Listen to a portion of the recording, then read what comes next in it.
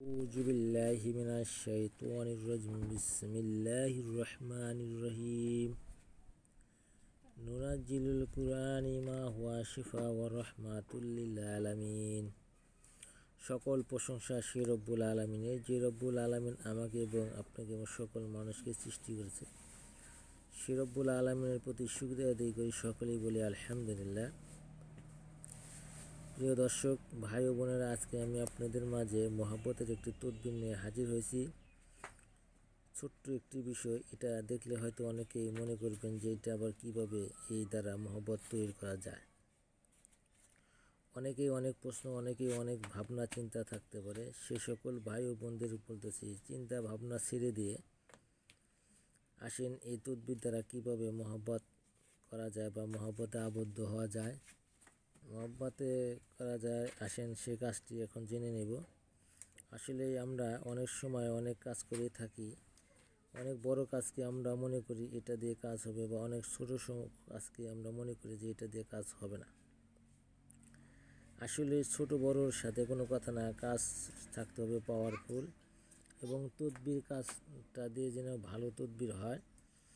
আজকে যে তদবির নিয়ে আছে এটা কিন্তু একটি অত্যন্ত একটি কার্যকারী একটি কাজ। যারা আমার চ্যানেলের সাথে রয়েছেন, চ্যানেলটাকে সাবস্ক্রাইব করুন এবং চ্যানেলের কমেন্ট শেয়ার করে আপনারা জানাবেন কাজ করে যে আপনাদের কাজটুকু কতটুকু হইল।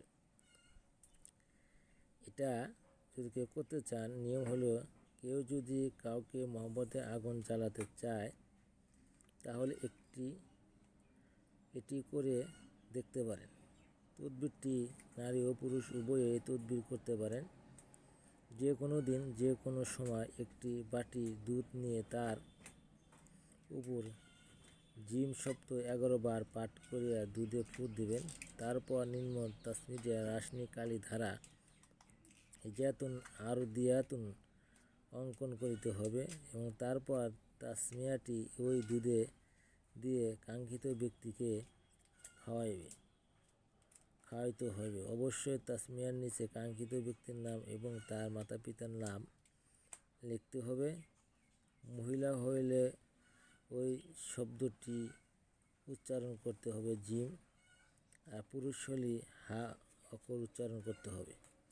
যখন তাবিজটা আপনি ব্যবহার করবেন তখন এই দুইটা উচ্চারণ করবেন, মহিলা হলে জিম, পুরুষ হলে হা। ব্যবহার করে আপনি নিজের শরীরে তাবিজটা ধারণ করলে ইনশাআল্লাহ আশা করি কাজটি হয়ে যাবে। আশা করি আমার কথাগুলো বুঝতে পারছেন। আমি সরাসরি বই থেকে দেই, আর এই কাজগুলো যাতে আপনারা সহজভাবে বা সঠিকভাবে করতে পারেন সেই জন্য চেষ্টা করি। সকলে ভালো থাকেন, আমার জন্য দোয়া করুন, আমি আপনাদের জন্য দোয়া করি। আসসালামু আলাইকুম।